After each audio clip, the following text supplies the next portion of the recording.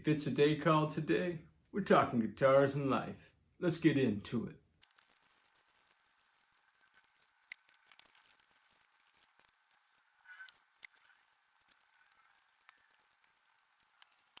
All right, my friends, welcome back to the party.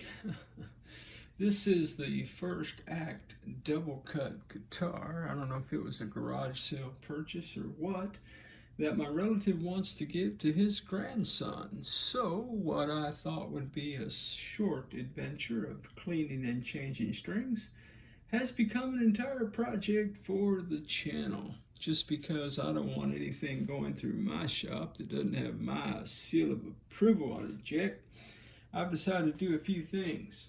So, one of the things that we've done in previous videos related to the guitar neck, we did put on locking tuners, my friends. We did significant, and oh my goodness, significant fretwork.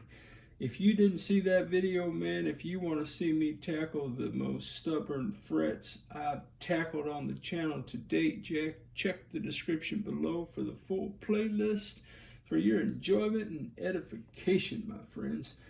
That guitar neck did have a very large sticker on the back of it, which we have subsequently removed, my friends. So in this video, we're going to move to the body of the guitar.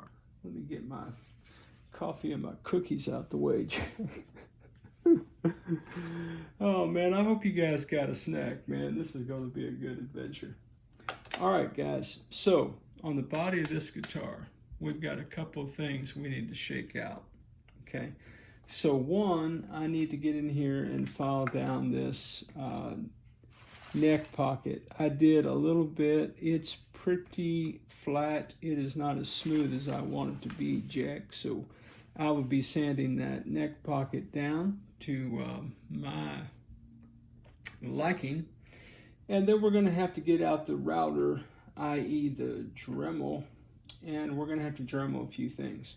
So one thing is, I did get new pots, which we'll talk about in a moment. The stems for those pots are a little larger than those holes. So we will get out the trusty Reamer and we will be opening up those holes. And the way we're going to be doing that is I'm going to take the washer for the pot, okay? And I need this hole to accommodate that size right there, and you can tell it's very close. So what I'll be doing is I will be taking the washer, I'll put it through the Reamer, and then I'm going to take some tape. You know what, guys? I guess we're just going to do this right now, man. I really wanted to eat that cookie, but I thought, man, I'll just get out here and make a short vid and eat a cookie, but dang, guess I'm going to do some work, Jack. It's all to the good, man. What are you guys doing today, man? What is happening in your neck of the woods, my friends? Man, I pray you're having a great day, man. You're surrounded by people who love and affirm you, Jack. People who champion you. That's what I'm going to say, man. People who dig you. You know what I mean, man? Man, life is too short to hang out with people that don't love and affirm you, my friends.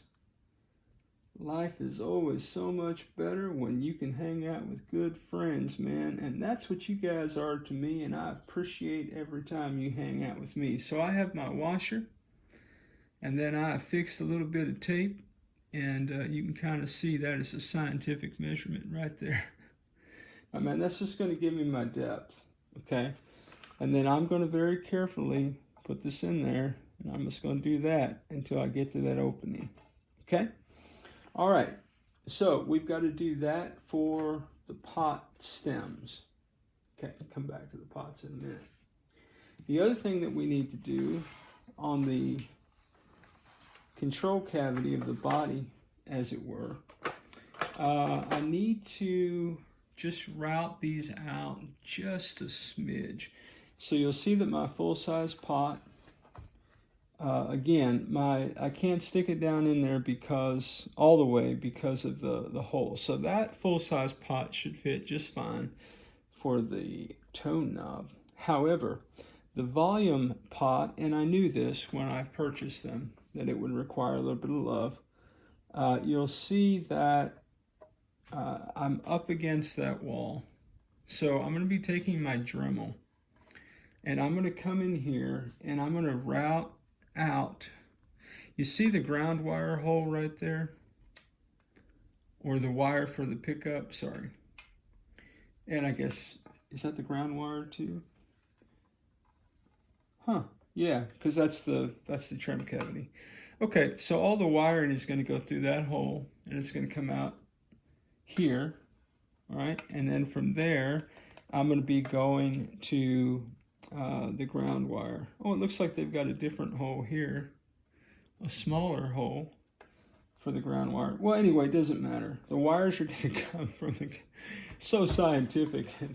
These are technical terms. Well, if you hang on the channel, you already knew that. Oh, by the way, if it's your first time, welcome, man. Come back and hang out with us anytime at TED Talks, Guitars, and Life. So the wires are going to go through these holes. They're going to come out these holes overhead, jack. They're going to fix to the pickup and to the trim, the claw, for the groundage.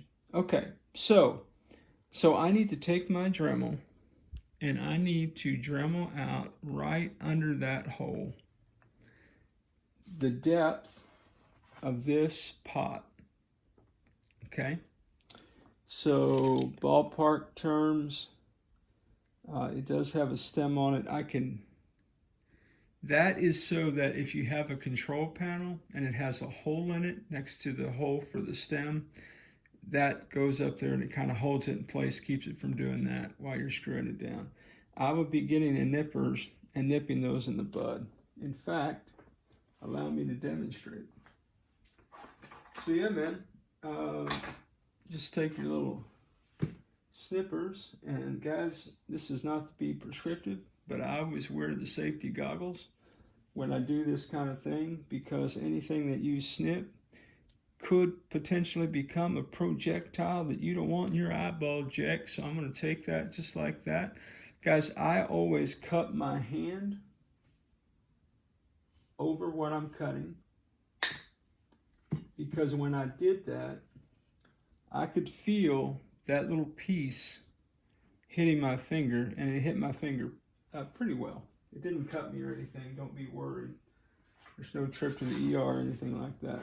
All right. And then if that's not as smooth as I want it, I can take a file. Oh, I don't know, something like this one. And I can just file down that rough spot. Okay? So I'll be doing that to both pots, because I don't need any nibs in that pocket. Okay, and the reason I'm doing that is we do want a flat connection. We don't want anything, we don't want the tone pot to be all willy-nilly crooked.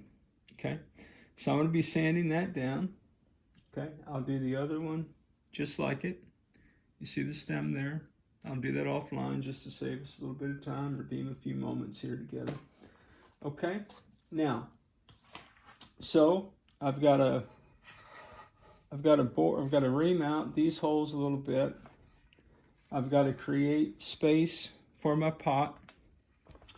I've got to sand the pot nibs off. Okay, now the other thing is that we do have a pure tone output jack that I had laying around the shop. And the difference between a pure tone output jack and a regular jack is basically, you see how there's 1, 2, 3, there's 3 points of connectivity to your guitar cord. That just creates a greater connectivity, and it's more stable. So that, I don't know if you've ever had a guitar and you had your cord in it and you kind of wiggle the cord and it goes, yeah, that's because your jack is jacked up. Jack. Man, that's a lot of jacks. It is a lot of jacks. But with a pure tone output jack, that cable, it won't wiggle. Okay, now I didn't shove this in there because it's not a guitar cord. It's just for illustration purposes, you understand. But if that was a guitar cord and it was in there, you wouldn't be able to move it. Okay, now the other thing is that it just helps with overall connectivity. So, pure tone output jack for the win. We do have two new 500K. I got B pots. Guys, I think everything guitar player is player preference. That's my preference. Okay, so I've got a volume pot. I've got a tone pot, 500K. I've got an orange cap capacitor. It is a 47. That's what I prefer. Okay. Then I've got my push-pull pre-tinned wires. Cavity wire. I don't know. Torsion always says it's got cavity wire in it. And I'm like, what is that? I can't even spell that. Anyway, shout out to Torsion, man. I hope you're having a great day, bro. Yeah, push-pull wire, pre-tin. That's what I like. Makes my work a little bit easier.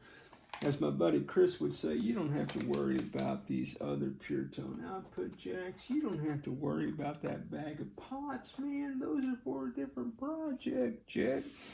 All right, and then I need to wire this bad boy up. And we do need to do some deep cleaning, my friends. We certainly do. What I'm not sure that I'm going to do, this guitar has, and I hate to turn that light on because it... One, I haven't gotten to the cleaning stage yet, so my work table has a bit of debris on it. Okay, I did clean this off. I took naphtha to it just so I could deal with it without gloves on, because it was super funkalicious, man. But you can tell, like here, man, it looks like somebody put a little fingernail polish in there once. I might take my, anybody remember the Washburn project? Oh man, don't talk about the Washburn project. But I do have somewhere some, some dark cherry fingernail polish, which actually might look better on this than it did the Washburn. But anyway, I don't think I want to spend a whole lot of time dealing with the dents and dings. I think we're just going to consider that a part of the natural relicking. You can tell here, maybe, we've got some chipping. Can you see that? I don't know if you can see that. Let me adjust the camera. Stand by. Yeah, there you go. You can probably see that right there. You see that little nick right there? That's actually almost wood. So I don't know, man. I don't know how much. It's not about time. You understand? I have time. There's no time limit on the project. Most of my projects don't have time limits on them. Here's another. It's kind of love mark right there. So I think here's another one back here. Anyway, guys, you get it. It's an old beater, right? But I'm a function over fashion guy myself. I don't really care about the dents and the dings. Obviously, you've seen my guitars. But that said, if there's bare wood exposed, I do feel like I need to deal with that. I do think while I have the Dremel out, I may just clean up these cavities some. Just, you know, I mean, there's just no, it doesn't hurt anything, you know, it doesn't affect your tune. But man, I mean, if you can have a smooth cavity, why not have one? So I'm going to be doing all this work outside. I think I've kind of learned my lesson about getting my work area inside all jacked up. But, well, guys, man, that is a long introduction. So there'll be some fast forward fun here of me doing some work. I'll stop in from time to time. And, yeah, man, I'm going to eat that cookie, Jack. I've been staring at that cookie the whole time at the corner of my eye, man. So, man, grab you a snack, grab you a cup of coffee, a Diet Coke, a pretzel, a cookie, whatever you dig, Jack. Let's get into it, my friends. Well, guys, it seems like this is a good time for me to say that nothing I do is prescriptive for you, just descriptive of my form of crazy. And, oh, by the way, shout out to TR, man, over at Wicked Fester Band. If you haven't seen TR's channel, man, let me encourage you to go out and hang out with TR's cool content on his channel. He's the one that shared with me one day. I think we were talking about something in a comment stream. I mean, it's not like he's texted me or anything, although TR, you're glad to call me anytime, bro. he's the one who suggested that when you do this kind of thing, what you can do with a Reamer is put the washer over here. So guys, anytime I know something because somebody told me something about it, I'm gonna always try to give them a shout out, man. I know, man, I shout out Jaymz and 2Bike Mike all the time and so many others, man. But yeah, so I'm just going to go through the other side because the Reamer, you can see how it's tapered, right? So it kind of fans out. So I want to make sure that the hole will accommodate the pot from the other side. Now that's a pretty thin situation. So I'm imagining that that's going to go through there pretty well. And there's no real rocket science to what I'm doing here, guys, at all. I mean, this is not hard. In fact, most of the things that that I do on the channel, they're not difficult things to do. And you know, truthfully, man, if I can do this stuff, you guys can do it, man. There's just not anything difficult about any of this, in my view. All right, that pot is through that hole. There you go. Well, that ought to be just fine. Okay. All right, so we've got our pot stem holes worked out really well. So I think now what I'm going to do is I'm going to go outside, take the guitar body outside and do that routing for the pots on the side of that. You see that? I clipped that way over here cupped and the shard is on the body of the guitar. So yeah. Protect yourself, my friends. I do have my safety goggles on. All right, so I've got some fun adventures to do outside, and then we'll come back and we'll do indoor stuff. Stand by. Hey guys, before we go outside, one thing. Hey Keith, man. Keith is always talking about my little Telecaster control panel doohickey thing. What's fascinating, these two holes, this is emulates a Telecaster control panel, a standard size. So volume, tone, switch. What's funny is that the volume and the tone pots on this guitar are the exact same measurements, Keith. So I'm going to be able to employ my old little Telecaster box when I do my wiring in just a minute. And also I got a new Dremel, man. I was just looking at all the cool little things that came in it. I don't know how to use most of that stuff, guys, but I do have a big old roll of sandpaper I'm going to use on my portable Dremel, just because I'm going to go outside and I'm going to want to maneuver around pretty closely in here. But this is the big boy that I purchased. Whoa. Look at this guy. Oh my goodness, man. I feel like Chris, I feel like I could build a house, man. Anyway, guys, I don't think I need to overkill this situation, but if I do, I'm ready, Jack. All right, guys, I'm gonna quit stalling and go outside and do some work.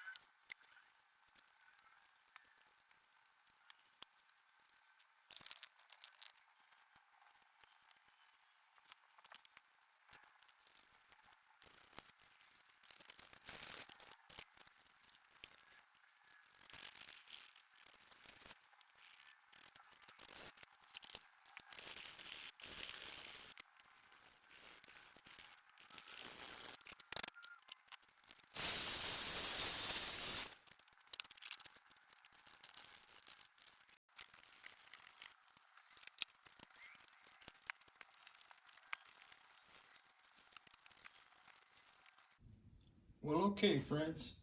So I think we've got a couple measures of success.